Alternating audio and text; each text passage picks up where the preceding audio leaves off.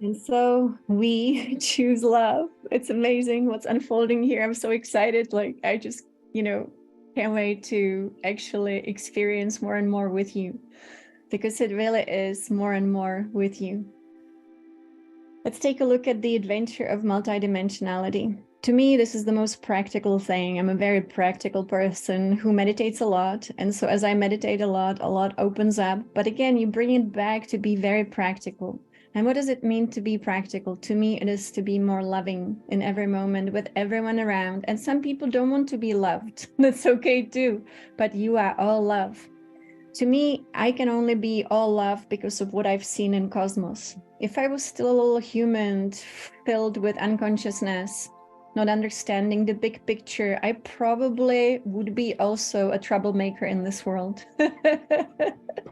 But every time you go to higher dimensions and you get to see all that is there, you get to meet with these amazing avatars, you get to meet with Divine Mother, Divine Father, and all of the levels of creation. When you come back, how could you cause any trouble in this world? And so that is, to me, the practicality of multidimensionality. To me, this is not some kind of, just what should we call it? Like something useless and just kind of like entertaining. No, it is so transformative. To me, when we actually get to know ourselves, which is really important, we don't get to know the human only. We go way beyond the human, actually. Yes, frivolous is a good word, Veronica. Thank you. And so the thing is, this is an amazing path of self-realization. And to me, every time you have a self-realization of yourself in higher realms where you are so much more than the human personality, when you download that back into your being in the most practical way, what happens? You are a better partner, better wife and a husband, better parent. You are a better child, daughter, all of its son. You are a better sibling. You are a better human being who causes no harm to any part of life. So how does that sound? Doesn't it sound like the most amazing thing ever to be able to experience yourself in higher realms? And when you come back through the pillar of light that you are nicer. Nicer, isn't that a great thing? And the thing is, you forgive so easily to every part of life, even if it harmed you quite a bit. So I also have to speak from experience. So, Divine Mother is the mother of magnetic love. Now, this is very important. When I spoke to her this morning, it was an important element of her to mention. She is the mother of magnetism. And, when I speak of Divine Father, I've had experiences now recently with Shiva and Vishnu, but there are so many beings of creation and so many cosmic beings, so many cosmic parents, but there's also something that I call source, divine source. And so when I speak of Divine Father, I would say, okay, to me, for now, let's call it Shiva. But again, let's be open-minded, explore it for yourself, because who knows what you find. But there's also this amazing source and many different sources. They all look like the most brightest, wonderful suns. And again, when we go into them, we might find that we came from sources instead of just one big source. But again, it's up to you to explore. So I'm talking to her this morning and she's like, okay, well, how is it all organized? Everything is organized in cosmos. And I was like, well, there's also chaos. And she said, chaos is only so that we can be organized again. So chaos, like, when we have cataclysms, it seems chaotic when you have something like an earthquake, tsunami, and who knows what. But it brings about a new harmonic energy. And so everything leads to this magnetism. In this magnetism, which is love, which is a very special kind of love, it is the love of the mother. She works on the principle of really physical magnetism. She draws everything together. Isn't that amazing? That's when we call it oneness. It is together. So then it's drawn together.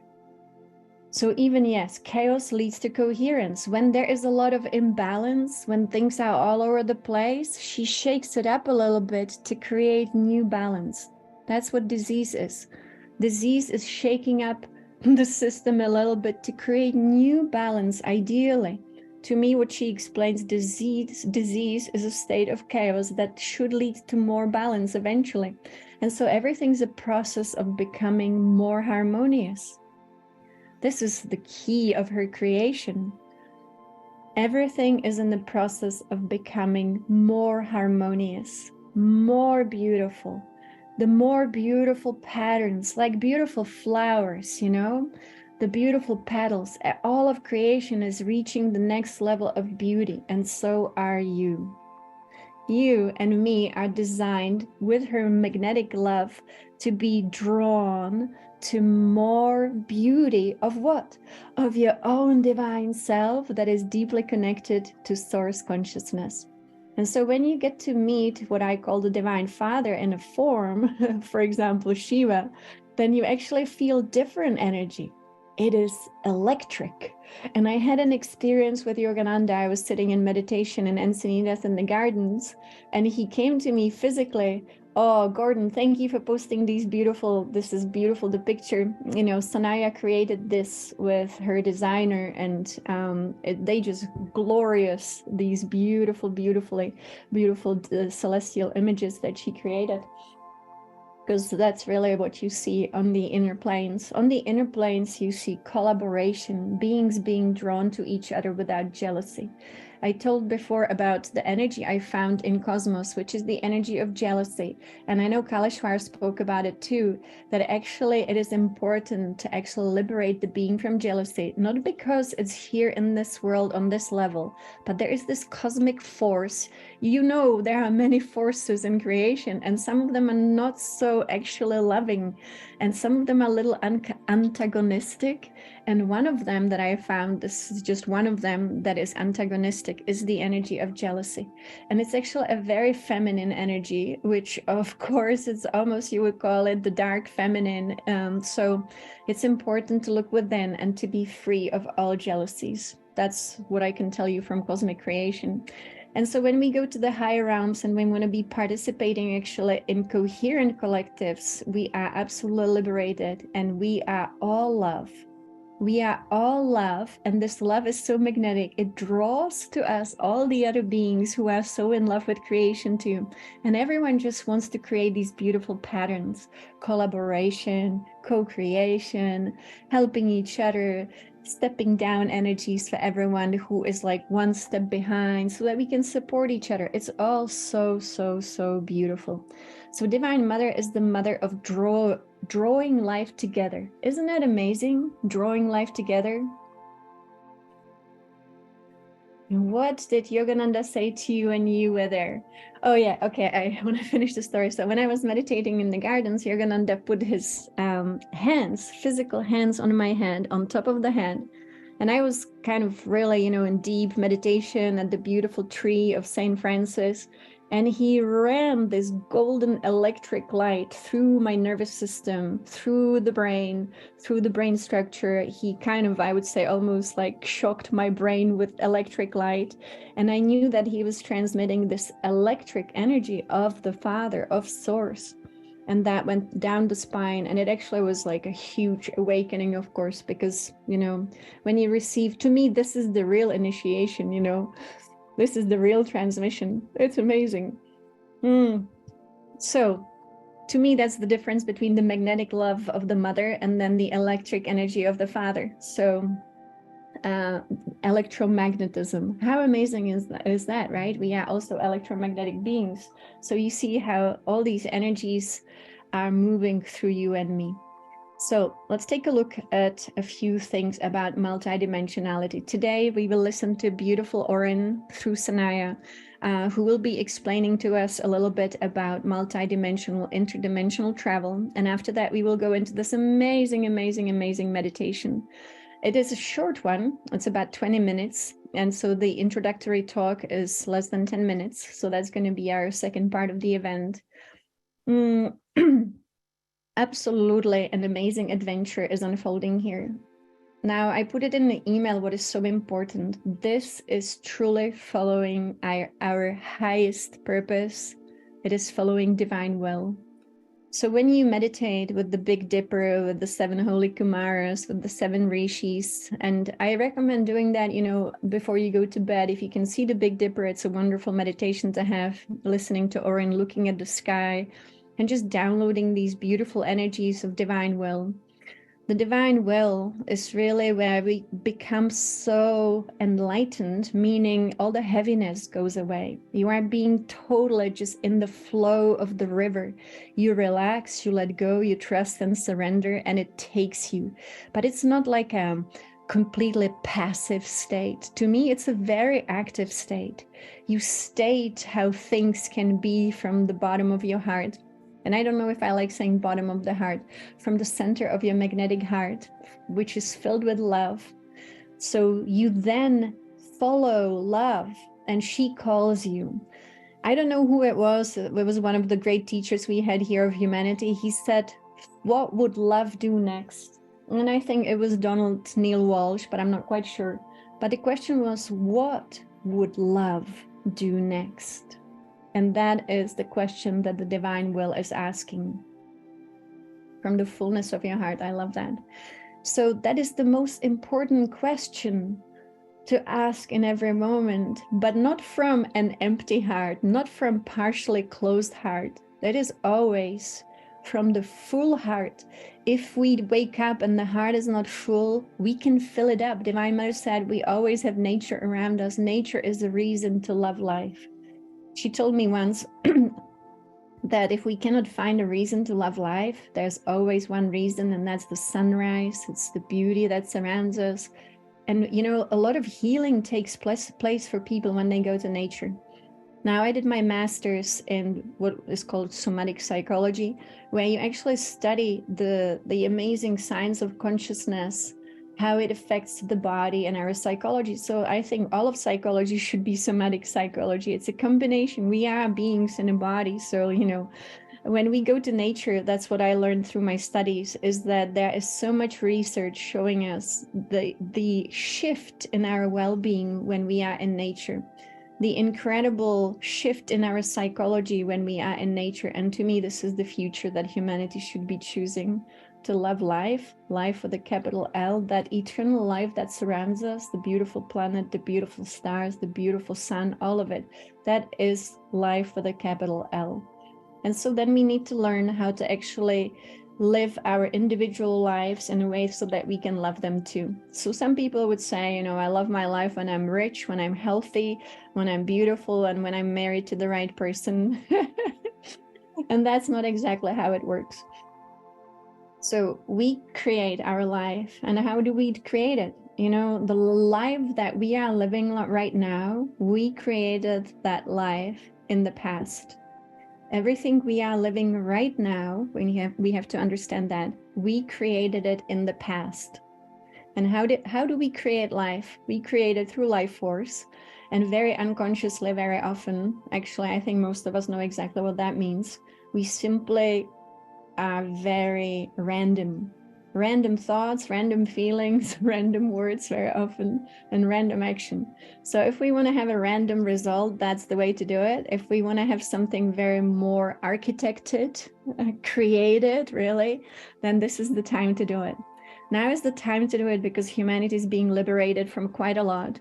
And as we are being liberated, now we are also given back this new, well, it's actually an old skill. We've always had it, but now it's so much more conscious. So in the morning, when you fill your heart up with true love for life, which is love for the eternal life, love for the divinity within you, love for the divinity in all of us, love for the divinity in the book of life that surrounds us in Mother Nature. Who just posted? Gordon. That's funny that you have the white owl that you just posted. I was meditating 2 nights ago outside, and a white owl just flew like right above me. And that was unusual because we live in a kind of city. Ah, beautiful. And so anyway, so loving life. Well, we have the power of this present moment to actually start transmuting the past that might be still leaking into the now, so that we don't have lives we don't love, and to start creating lives that we love. by aligning with Divine Mother, by aligning with the divine self within. And not only, you know, the divine self goes beyond. It is a pillar of light that connects you with your higher dimensional self. So then, once you connect, you really want to connect. You want to make it like the practice of the day. Am I in my divine self? When you feel the pillar of light, when you really sense it with your entire consciousness, you will be smiling. You will be feeling bliss. That infinite bliss that Yogananda spoke about is actually the pillar of light within us, that we self-realize and are able to ascend any given moment, like all the time. You can ascend anytime into your divine self, and you connect with the highest level of source consciousness available to you, and then you bring it down. You bring it down into this being that is right here, right now, where we are focused. But when we bring it down, we are transformed. We transform our own being like that. So, I mean, this is possible anywhere you go. You can do it anywhere you go. You are sitting in a waiting room and you do that. Instead of looking at the iPhone, you know, we can connect to divine self. We sit in our dignity pose and we are just aligning internally, breathing to the divine self. And then when it comes back, this light and consciousness, because that's your multidimensional self that we will be exploring here, then it is easy to create the life that you will love. And to me, the greatest really element of all of it is the love for this big adventure, love for creation, love for this amazing adventure we are all part of, love for the multidimensionality of it, love for the possibilities of it. I love that this is all so big, and that, you know, all of us love traveling, don't we? Traveling around the world, we love going to beautiful places. So we're just taking it to the next level. You go to a beach in a higher dimension, and that's actually something that happens. You can actually have experiences in nature in higher dimensions, because nature exists everywhere. If you ever end up in a place with no nature, that's not a higher dimension. So every time you go to higher dimension, there is lushness. You know, nature is actually, it permeates everything. I was listening to a guy who had a near-death experience. It was fabulous. It was absolutely fabulous. This man, he was going through the tunnel. And to me, you know, when we come out of body, it is like we are moving through our own being into higher realms. So you are moving through that pillar of light. You're going through these multidimensional states. Like, for example, I go into the bardo state sometimes, you know, that's actually, it's a state that often is related with what we call death. And so in the bardo state, you are between the body, you are between the worlds, and that's a state to explore as well. And I always find that when you go into these states, you do leave through the top of your head, you leave through actually your crown. And so you are moving through your own multidimensional realities. And then some of them, many people meet Jesus. Well, there is a Christ self that we all have. Are we just meeting ourselves? Is it all external, or is it actually internal? Is always the question. And then you meet all the loved ones you've ever known. Is it external? Is it internal? Are we moving through our own pillar of light, where we become one with all that we have ever loved and all that has ever loved us? And so this guy, he's moving through the tunnel and he's starting to see the numerological codes through all of it. And we know that's also, everything is mathematically connected, programmed. So when I go to higher realms, I can see that this planet is code 33. When you go a little higher, there's code 333 for things like actually some of the stars. Like the Pleiades, they are coded in a higher code. And then you go up and you will find these portals that are coded with 1111. Those are portals in a multidimensional reality that we actually align with. And then you go higher to the solar worlds and you get these higher and higher codes. It's pretty amazing. Divine Mother is I always say she's the mother of mathematical coding as much as she is of mother of all the other sciences too. And so you find these codes. So this guy, he's going through the tunnel, he's seeing all the codes, he's seeing all the loved ones. And then he suddenly becomes one with the tree. And he's very puzzled, of course, but he doesn't know what we know. And I found this in the 12th dimension, that you find the tree of life, the ultimate tree of life that looks like a big, big, big, big tree. It is a tree. And we are all kind of particles within it. So when we are done with, you know, this journey through all that is, that all that you are, where you are individual, even an individual soul. And when you get through all of it out, you end up in a tree. So that was his experience. And this man came back and he was genius. It was amazing. He came back and he was still able to see all the codes. And so he became an investigator of of crimes, because when he came to the scene, maybe you guys seen the interview too, it was amazing. Then he could actually still see the codes, and he was able to read the code of reality. And so he was an amazingly successful, and I don't know if it was FBI, but investigator of crime. I mean, crazy, right? But that's this amazing multi-dimensional reality, all the possibilities that are here around us, within us, all of it, you know? So how practical is it? Oh, yes. And this man, by the way, when he came back from his near-death experience, he started to teach about just one thing: how to be nice. How to be nice. So, you know, isn't that amazing? So before we go into meditation, let's review one thing that Divine Mother gave us. So I had a lot of experiences in this lifetime through meditation.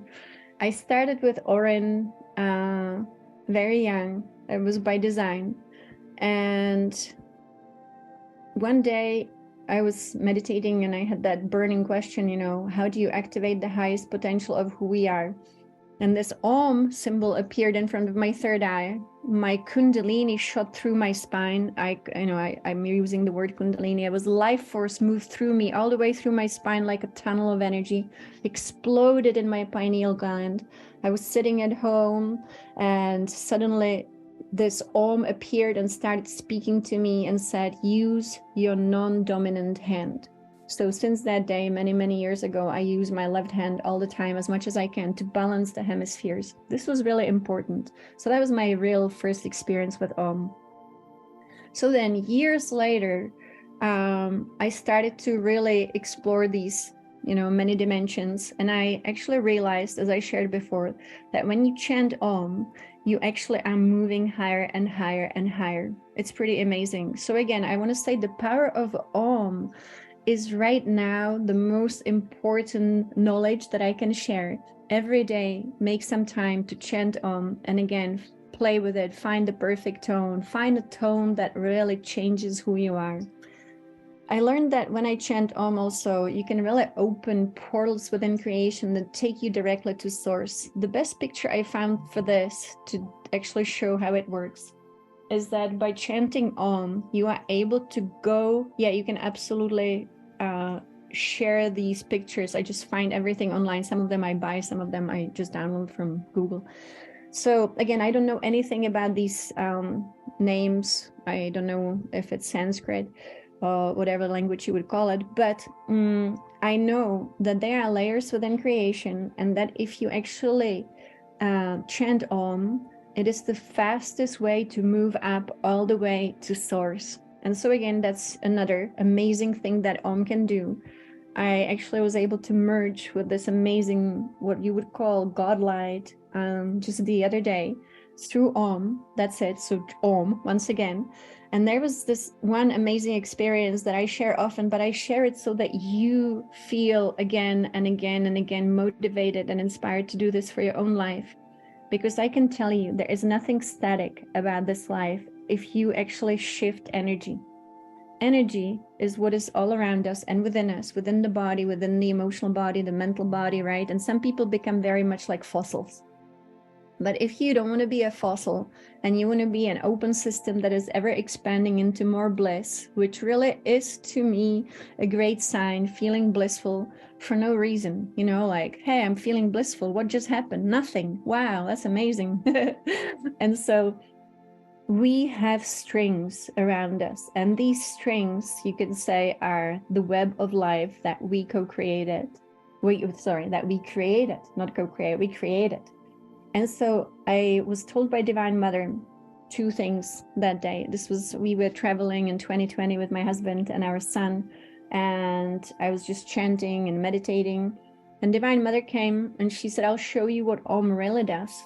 And she showed me how when we chant Om, this quantum field around us instantaneously is actually repaired by a simple Om. Now, since that day, I chant Om every single day. I will not skip any Oms because imagine the difference you can make in your own life. I mean, there are so many healing methods and who knows what, but if you just chant Om, as simple as it gets, I know everyone can do it. And I say it's not even about how many times, it's just simply about how it comes out. And so you fill your heart up with love and you chant Om, magic unfolds around you. And then I will share the last thing about, yes, absolutely, Om restores harmony around this, yeah?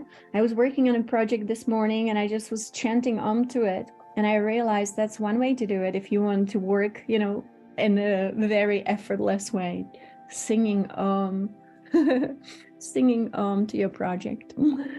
And so the other thing that Divine Mother told me that day was the importance of forgiveness. And this was really big. And she thanked me for forgiveness in my life. And she spoke about a specific person. And she was like, thank you for forgiving. And I want to mention that because sometimes we find it hard to forgive. Sometimes we also think something is not forgivable, but only when we don't see the big picture, which is something we will be exploring here. When we see the big picture of all things, when we go to these higher realms and realize who we are, we realize who everybody else is. That is the only way to go, is to be free. Forgiving everything and everyone. When you become your divine self, there is no issue. You know what I mean? The divine self has no problems with anything. The divine self is so laid back. One way to say it. The divine self doesn't have these hiccups. The divine self doesn't have attachment to anything, anyone, no situation, nothing. It's just a big flow of life. It's just happening. And so, you know, there is nothing we want to hold on to. There is no attachment to anything in this life. It's almost like Yogananda was saying, you know, nothing in this world could be more important than the divine self that actually is out of this world. And so forgiving yourself, connect with your divine self. Forgiving others, connect with your divine self. You can do it anytime and anywhere. I went to urgent care this morning, and I'm just going to share this story because it's just an example of what you can do, you know. So they asked me to lay down on this, you know, medical bed or whatever you call it, and I had to lay there for 15 minutes. And I said, well, 15 minutes, that's a meditation with Oren. So I asked him if that's okay, they'll be listening to my meditation. And they said yes. And so as I lay there, you know, I was listening to Oren, listening to multi-dimensional travel, connecting to my divine self. And so, you know, this was amazing. And then suddenly the third eye opens and you're like, whoa, Oren, you here? This is great. I welcome this amazing opportunity, you know. And so anywhere and anytime, we can always connect to the divine self to make the situation really fun and expanding instead of contracting. Yeah, I'm great. I'm actually really, really great. And so today we're going to go into this amazing journey, and we'll start with the opening talk of Oren and the beautiful Sanaya. I just want to recommend, you know, and in your life, that's why I say have a lot of Oren. I was just thinking, you know, thank God and Goddess that I have Oren on my phone and I can listen anytime and anywhere. And so, my dear friends, this is the beginning of a very huge adventure. I found a tetrahedron made of copper on Etsy, thanks to one of you. So I bought one. I have it on my altar. I will show it to you because it's nice to actually play with the tetrahedron and to really get to know it. I'm just going to show it here so everybody can see it. I have this here right in front of me right now. So here on the left, you see the tetrahedron made of copper. I have a little Shiva in it. And so it's nice, like when you meditate and build your tetrahedron, right, to actually really get familiar with the shape. You can fill it up with color and so on and so on. I also wanted to mention that I posted on the website on greentarot.guru the times for the next few days so that you have that and the dates. And I also opened my calendar for the end of May and beginning of June if you enjoy having the private sessions. They are definitely changing in form. And now it is more about getting together with you, connecting to the divine self, and then doing some magic. To me, it's magic because the divine self is the most magical, really, aspect of us. And so what we have been doing is a lot of clearing, but also initiations, activations, and so on. And so, yeah, Yogananda, I love having Yogananda around. What is it about the multi-dimensional reality? Once again, just so that we close with the importance of this. It gives you access to more love that you are. And this to me is the purpose of all that we do. Life sometimes turns us into contracted beings. Contracted, yeah, feeling a little tight, a little uptight. And when we expand into this higher realm, we become so much more loving that our own family doesn't recognize us. So the ability to see the bigger picture with your own third eye at all times makes you a wonderful, wonderful human being. So that's to me the purpose. If spirituality doesn't make us a more loving human being, then to me that's not the right path. Doesn't matter how much power we have, what tricks and magic we can do. If we are not more loving, then it didn't transform us. And so I can tell you from my own experience that all the pain that we can have within, all the wounding we can have within, all the stuff that happens within us is actually transformed by our own divine self. To me, that's the magic within us. And that's what also we do in our private sessions, by the way, is just connecting to your own divine self and speaking directly to that divine self, because it's really the almighty part of us. Before you go to bed tonight, we are still in this powerful energy. Connect to maybe the tetrahedrons around you and go to bed in your tetrahedrons and see what unfolds, always with big intentions, a little bit of meditation, a little bit of chanting and clearing, so you can have these amazing experiences in higher realms. Tomorrow I will be traveling, so we will be meeting only at 5 p.m. Pacific, but we will make up for it again on Sunday. On Sunday, if you go on the website, you will see that I posted a special event for me that's early morning. And the reason for that, I want to explain. Just 2 more minutes. It's because Orin and Daben will be transmitting energies at 9 a.m. Pacific for 30 minutes. We have done this before. So this is a very special event, doesn't happen often. It's a live transmission, and it is live in the ethers. So not live on Zoom, but we as a team, because we love Oren, and many of you have worked with Daben, we will meet online and we will play some Oren transmission, but also we will attune to the light body. So on the website, it says everything is, for me, Pacific. I live in California, so it's all Pacific time. I always put the time zone converter. And so we can just meet quickly to align with the beautiful gift that Oren and Daben will be blessing us with and connecting to our soul. So thank you so much for being here. I look forward to seeing you tonight in the ethers, and then 5 p.m. Pacific tonight, repeating for those of you who enjoy it twice. Thank you so much.